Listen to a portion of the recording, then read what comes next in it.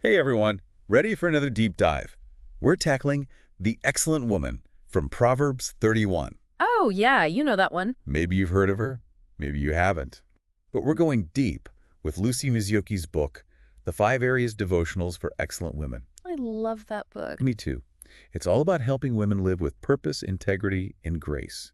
And it unpacks this ancient wisdom. Right. Like, how does this apply to us now? Exactly.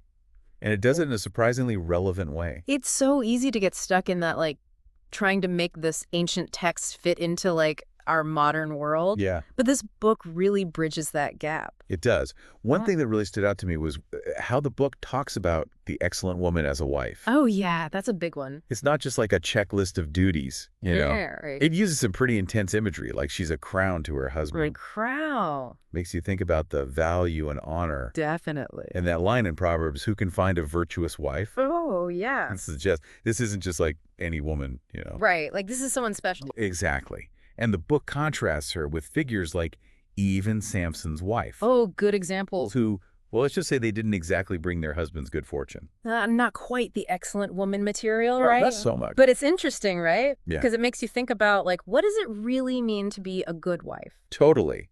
It's not just about obedience. No. It's about bringing something valuable to the partnership, which, of course, brings us to submission. Ooh, that's a loaded word. It is. It can definitely make people uneasy. Absolutely. Right. I mean, in today's world, it has some baggage, right? For sure. But the book dives into the historical context, where a wife's role was very different. Right. It wasn't about being a doormat. Right. Instead, it frames submission as yielding willingly when it aligns with God's will. Interesting. Which I think a lot of women today can resonate with. Yeah. Even if the specifics look different in our modern world. So it's about discernment, choosing your battles, and ultimately making sure your actions reflect your faith. Exactly. It's about aligning your choices with your values. I love that. Speaking of aligning choices, let's move on to the excellent woman in her home. Okay, here we go. Home Management 101. Right. This is where the book emphasizes diligence and prudence. Oh, yeah, she's on top of it. This woman is organized. But it's not about being a frantic perfectionist. Oh, no, not at all. It's about thoughtful planning and management. Right, like that analogy of the ant diligently gathering food for the future. Oh, yeah. Made me think twice about those ants in my kitchen. Maybe they're onto something. Maybe. Yeah. But seriously, this concept of looking ahead and being prepared. It's key. The excellent woman doesn't just react to situations, she anticipates them and manages her household with wisdom. And there's that line about diligence leading to prosperity. I love that one. It's not just about working hard, it's about working smart. And that applies to all areas of life, not just running a household. Absolutely. Using your time and resources wisely. Something we can all work on. Totally. And it actually ties into the book's take on young women going out to work. Oh, interesting. It's not just stay home and bake bread, you know? Right, which is what people sometimes think about Proverbs 31. Exactly. There's even a passage about teaching daughters to be good bosses. Whoa, really? Yeah. Yeah. Which really surprised me. Why is that? It goes against that always be nice mantra. Yeah, why would being too easy on employees be bad? The book makes the point that sometimes true kindness is setting clear expectations. Okay. Holding people accountable. I see. Empowering them to develop their skills and contribute their best. That's deep. Not just letting them slide to avoid conflict. That's a really nuanced take on leadership. It is. It's not just about being liked. It's about helping people grow. And that takes strength and wisdom. Definitely. Qualities we see reflected throughout this whole book. Okay, so from managing a household to managing people, the excellent woman's influence is pretty far-reaching. And this brings us to a fascinating area. The excellent woman in her conversation. Oh, yeah, the power of words. Exactly. The book really emphasizes how this woman wields her words carefully. You know, it's interesting how much emphasis Proverbs puts on speech. It does. It even describes the law of kindness being on her tongue. Wow. Almost like her words have a legal weight. That's powerful. And then there's a whole list of what not to do. Oh, yeah. Foolish talk, gossip, deception. And my personal favorite, tale-bearing. What even is that? All right, I had to look it up. Me too. It's basically spreading rumors or stirring up trouble with your words. Class. The excellent woman avoids these like the plague. So it's not just about being polite. Yeah. It's about using your words intentionally and responsibly. The book even suggests 3 good rules for conversation. Oh, really? Tell me more. One that stood out was, Before speaking, ask yourself if these words would be worthy of being your last. Whoa. That's intense. It makes you think, right? Definitely. About the weight our words carry. And how they can impact those around us. For better or for worse. Okay, now let's get to the heart of it all. Here we go. The Excellent Woman's Religion. The foundation of it all. The book is pretty straightforward here. This is the secret sauce, the foundation of her excellence. Yeah, it's not about external stuff. And it's not about beauty or outward appearances. No, it's deeper than that. It's about that inner transformation. That deep reverence for God. Now, that phrase, fearing the Lord. It can sound a little scary. Yeah, a little intimidating. Right. But the book clarifies that it's not about being terrified. It's more about awe and respect. Exactly, like recognizing God's power and majesty. The book uses some vivid examples to illustrate this, like the excellent woman finding joy even in poverty. Powerful. Not because poverty is good, but because her faith gives her strength and contentment that goes beyond her circumstances. Her faith is like an anchor. It is, keeping her grounded no matter what storms life throws her way. And that grounding in faith influences all aspects of her life, including her role as a wife. She's not just a good homemaker or even a good partner. It's deeper. She's a spiritual support. Exactly. It's about that shared journey of faith. Supporting and inspiring each other. To live in alignment with God's will. That's beautiful. And that brings us to the final piece of the puzzle. The Excellent Woman's Reward. Reward time. And it's not just about getting a gold star at the end. No, it's bigger than that. The book paints a picture of deep satisfaction. Fulfillment. Her children love and respect her. Her husband trusts and praises her. And she sees the fruits of her labor all around. It's a beautiful picture of a life well lived. And it goes even deeper. It does. There's that suggestion that her reward goes beyond this life. Oh, wow. Potentially even including her children as a crown of rejoicing in the future kingdom. That's incredible. It speaks to the lasting impact we can have when we live lives aligned with our values. It makes you think, what kind of legacy are we building with our lives? It really does. This whole deep dive has been so insightful. Me too. I'm loving this conversation. It's made me think about my own priorities and make sure I'm investing in the things that truly matter. Absolutely. Because a life of excellence isn't about perfection or worldly success. No. It's about living with purpose. Integrity. And a deep connection to something greater than ourselves. Couldn't have said it better myself. This book really brings out like all these deeper layers of meaning, you know? It does. And one thing that really got me thinking was the excellent woman's work ethic. Oh, yeah. She's a busy lady. I mean, she's up before dawn, providing for her family, managing the household. It can feel a little overwhelming. A bit. Mm-hmm. But the book emphasizes that it's not just about the amount of work she does. Right. It's about her attitude. Her motivation? Remember that passage about working with eager hands? Oh, yeah. It's not just about grinding it out. No. It's approaching your work with enthusiasm and purpose. Which makes a huge difference. Oh, it does. The excellent woman isn't just going through the motions. Right. She's creating something of value. It's almost like she's an entrepreneur. Centuries before her time.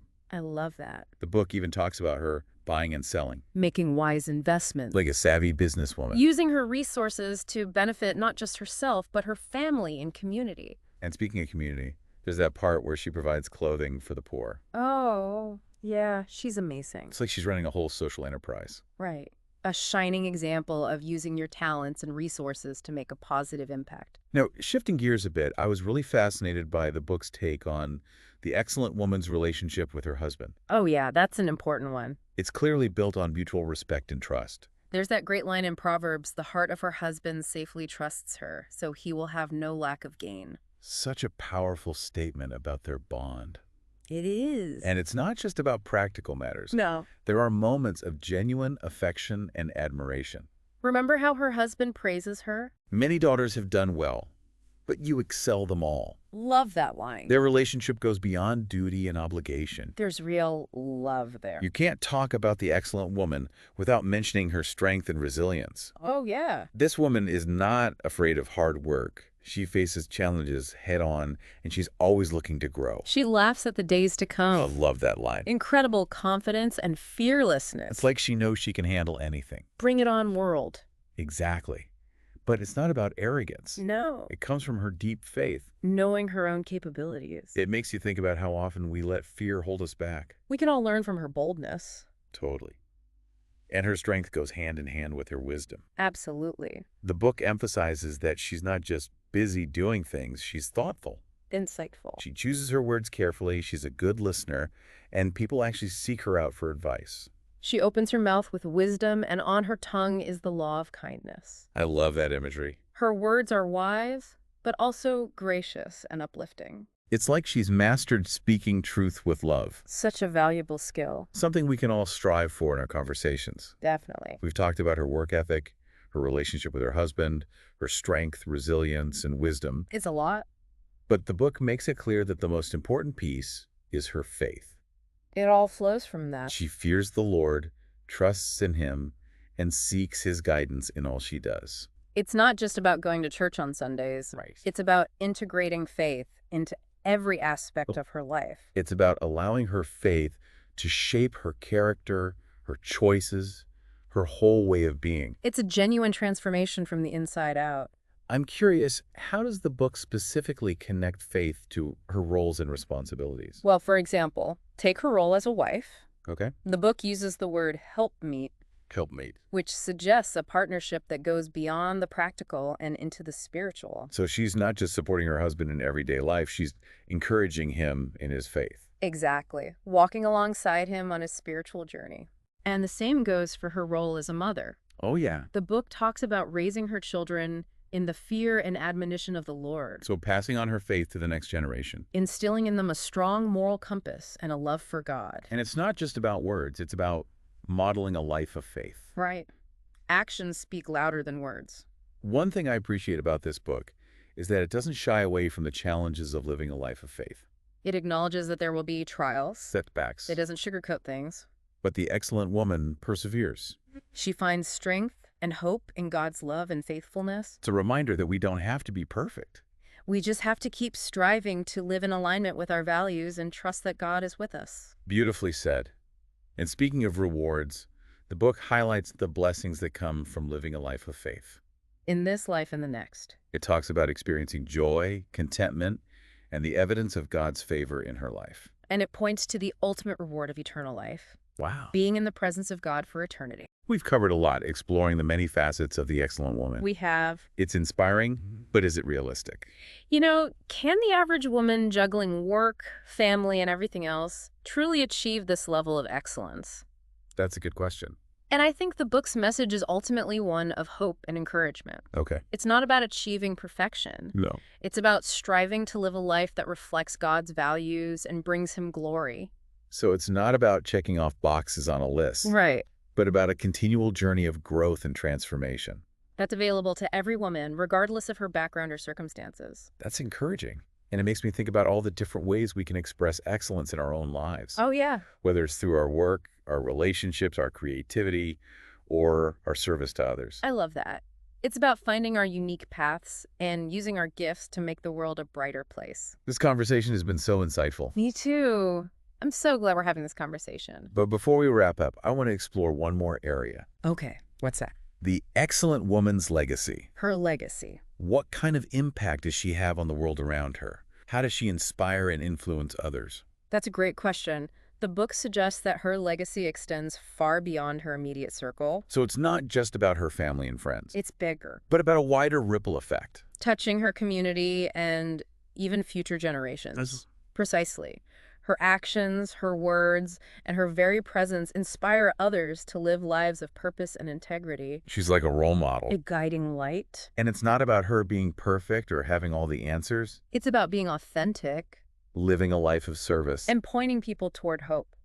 The book gives some really concrete examples, like how she provides for the poor, cares for the sick. And speaks up for the marginalized. It's like her faith isn't just a private thing.